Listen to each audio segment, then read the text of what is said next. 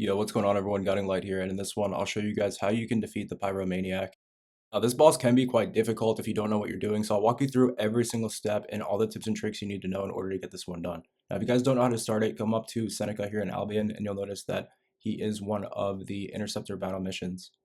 Now it's very important to read the description of this boss because he can be very difficult to take down due to his level and some of his mechanics as well.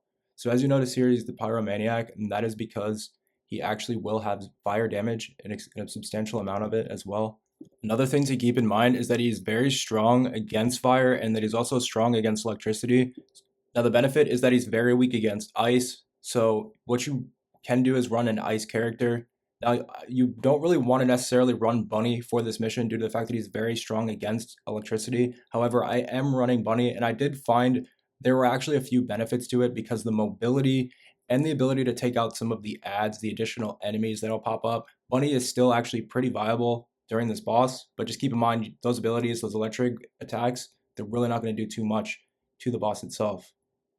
Now, they also recommend you have 2100 fire resistance, so you may want to go into some of your modules, some of your components, make sure you have fire resistant mods and components on it. I'll walk you guys through every single step because I know that the modules can be a little confusing if you are just starting out. But keep in mind, it may be a good idea to switch descendants if you don't want to deal with the electricity debuff. So before you even get into this fight, there's actually quite a bit of preparation I suggest you do. Now there's 3 separate weapons you will want to run. You're going to want to run an assault rifle, that one that has the white ammo type. You're going to want to run a scout rifle, the one that has the green ammo type. And then you will want to run a sniper as well. And once we get into the boss fight, it will make a lot more sense why. After that, go into your reactors and try to find one that matches up with a scout rifle ability, and that will also either give you more shield or fire resistance or more health, something that will help you to stay alive longer. Now, if it's super low level, it might not be worth it, so make sure that it's at least, within 5 levels of your class and your weapons. Keep in mind the boss is level 66, so you do want to try to be at least level 60, have your weapons in your gear at level 60 to try to make this a little easier if you're really struggling that much. After this, go into each individual weapon that you have equipped and find specific modules that will do bonus damage to critical attacks. Also find perks that will give you a bonus mobility speed if you have them. And then if you can, also find a couple mods that will increase the rate of fire. This way you can do more damage over time to his crit spots. And then on top of that, you'll be able to have that increased movement speed. Now you're going to want to have a lot of movement during this boss due to his attacks. That's why Bunny actually isn't really a bad idea, because she's one of the fastest ones out there, so it does actually help a bit.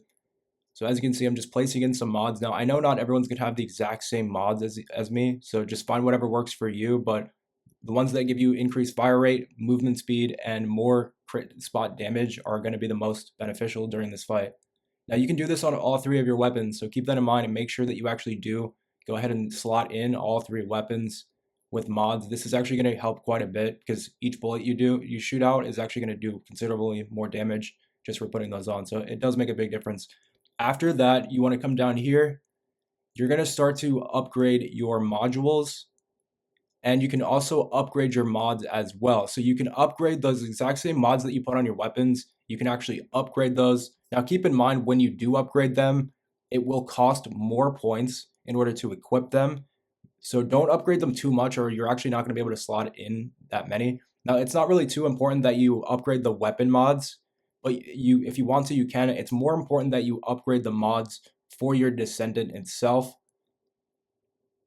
Now, if you guys are low on materials or anything like that, just at least level it up one little bit. You don't have to go and max out each mod, but if you can get at least 1 level on each of these mods, it actually can help a considerable amount, especially if you have each member of your team do this. It can actually then stack up and make a pretty big difference. So take the time and use the materials to go ahead and upgrade these.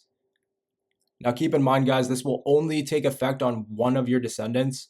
So you don't want to go too crazy here with the material spending, because if you go to a second descendant later on, all these changes you made, all these mod upgrades, they're not going to take effect to the other descendant, and you may be out of materials. So just keep that in mind if you start going crazy with some of these upgrades. Also, keep in mind you can dismantle all duplicate modules and components you have. So if you talk to the character and it says dismantle mods, there's a button here to select duplicate mods. You can do this, and it'll automatically dismantle all the duplicates and give you at least some of your resources back. Now after this, be sure to use the weapon station and do the exact same thing. Level up your guns to the highest capacity you can, and then also max out the level on your reactor. After you do this, you'll be ready to start the fight. Now it may have taken a while to prepare, but I'm telling you, it'll make the fight at least 20% easier now that we've done all this. So now that you're ready, go into the boss fight. Now, like I said, guys, you'll want a scout rifle, an auto rifle, and a sniper rifle, and I'll show you the best method to try to take him down. Now, the first thing you want to keep in mind when you get into this fight is that actually just stay as far away from the boss as you can. Now, you don't want to stay so far away that your guns don't do as much damage, but you just want to not be on top of him. I've seen a lot of people fighting him and trying to stand right next to him. And yeah, you'll do a lot more damage that way, but when he starts to attack, you'll pretty much get one hit. Now, another tip I can give you guys is as soon as the boss is attacking you, don't do any more damage to him. Just continuously run away from him and wait for him to switch his aggro to somebody else. So as you can see here, as soon as you get into the fight, you want to start shooting his crit spots. And if he starts to shoot at you like he does with me, immediately just run away. Now, it might seem a little weird at first that you're not doing any damage to the boss, but because the boss is focused on me, it actually gives the opportunity for my 3 other teammates to do damage without having to even worry about it because he's so focused on me. Now, as soon as he switches to another player, this is when I'll go back. And then depending on what range I'm at is what weapon I'll use. So you can use the sniper when you're really far away. If you are lucky enough to get medium range or these ads come in, you can switch to the assault rifle. And then if you run out of sniper ammo, you can go medium range and go and use the scout. Now, about a quarter of the way through the fight, occasionally he's going to spawn up these what they're called hummingbirds on his back. You want to try to take those out as fast as you can. And then as well as focus on his crit spots in between. Now, as soon as these crit spots turn yellow, just like the other fights, you want to go and break his armor. It's actually really important that you break his armor because it's going to stagger the boss. This will give you and your team a solid 20 seconds to actually go and do uninterrupted damage, which can make a huge difference considering the boss has a 10-minute timer. And if you don't beat this whole encounter in that amount of time, it will just immediately lose the fight for you. So take out those armor pieces as fast as you can, and then this will help you to deal more damage to his crit spots. The first crit spots you want to take out are going to be his shoulder pads. From here, you want to take out his chest crit spot. And I'll show you later on once we get to that, but it's really important that you actually do it in that order. Now, as soon as his health bar or his shield bar actually gets halfway down, he's going to go into this phase where your entire screen turns white. Now, as this is happening, what you want to do is actually double jump into the air and just start grappling as fast as you can. Now, before you hit the ground, you want to try to grapple and just stay out of the radius of it. Now, once this is over, the first time he does it, you'll be able to start attacking him straight away. But later on in the fight, he'll do it again, and you'll actually have to continuously run away after that. But for the first time he does it, you're good to immediately just start attacking him again. Now, just remember that tip I gave you at the beginning where I told you whoever he's shooting at, if he's shooting at you, just honestly just run away, and it'll allow your other teammates to do uninterrupted damage. Now, as you can see, each time you take down a piece of his armor, it's going to stagger him, and it's really important when you stagger him to try to go in after his other crit spots. So the crit spot on his chest is the most important one. However, it's also the hardest one to get to. So if it's not exposed, don't try to force it and make yourself go down over it. Just go after a different one instead until you have an opening later. Now, eventually you probably will run out of ammo. And you also run low on health too. And this is why it's important to take down all the ads, those additional enemies, because they're going to be the only opportunity you have to get additional ammo and additional health as well. So occasionally when you see yourself running low on ammo or health, you may want to just get off the boss for like 20 seconds and just start running around and try to find those ammo packs and those health packs. Now after this, you're going to notice once you get his shield almost all the way down, he's going to start to go immune. As soon as you see that he is immune to damage, you want to immediately start running away.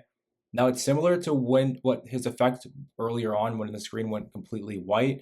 But this time you're going to see that he starts to spawn in these chains.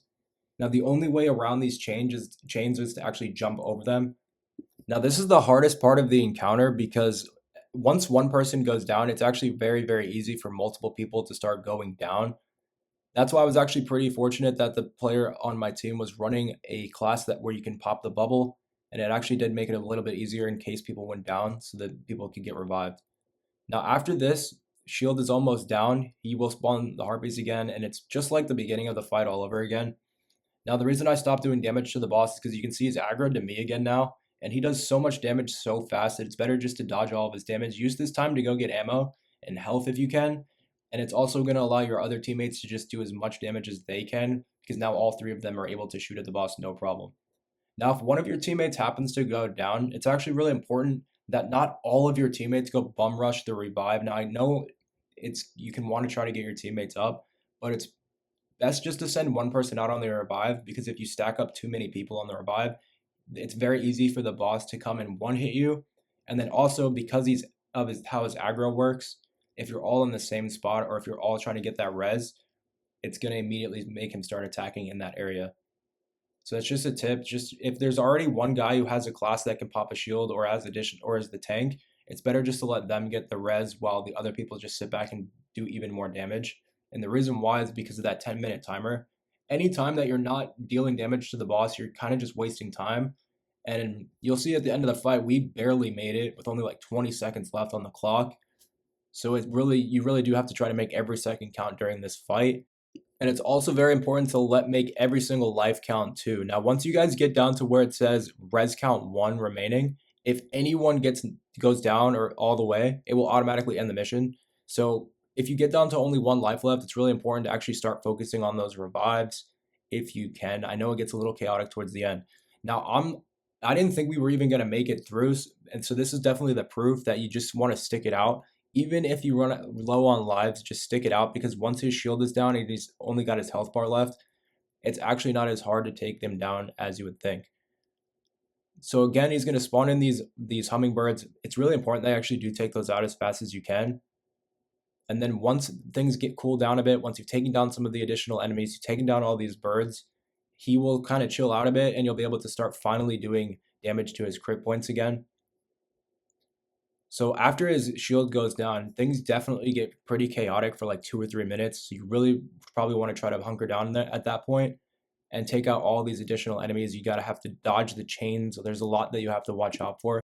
But eventually he will sort of chill out and you'll be able to focus on his crit spot again. Now, so long as you've already taken out his 2 shoulders at this point, you want to really try to focus on the piece that's on his chest.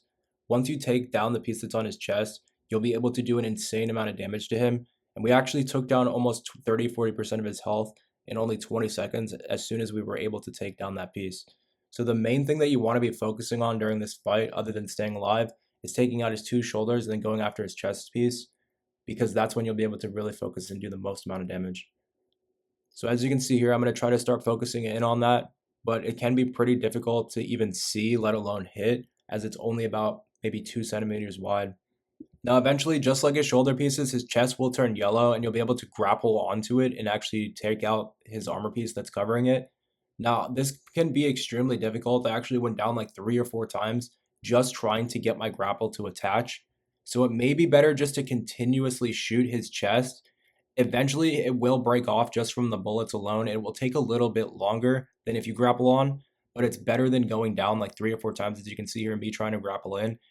It just automatically pretty much made us forcefully go down.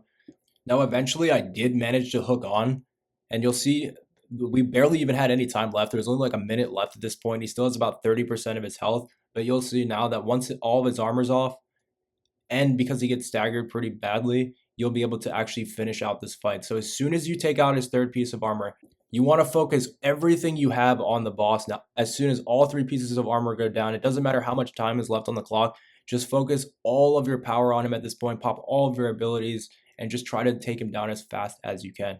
Now you'll see here, it doesn't look like we're going to make it, but we were actually able to finally clean him up. The only thing that almost stopped this was the fact that he ended up going into his phase where he throws you up into the air one final time. So you always have to be on the lookout for that. He's always going to go into these phases where he can throw you up. And that's pretty much it. Other than that, though, guys, just focus all your fire on him at this point, and you should be able to take them out. I hope this helped you guys out, and I will catch you guys in the next one. Peace.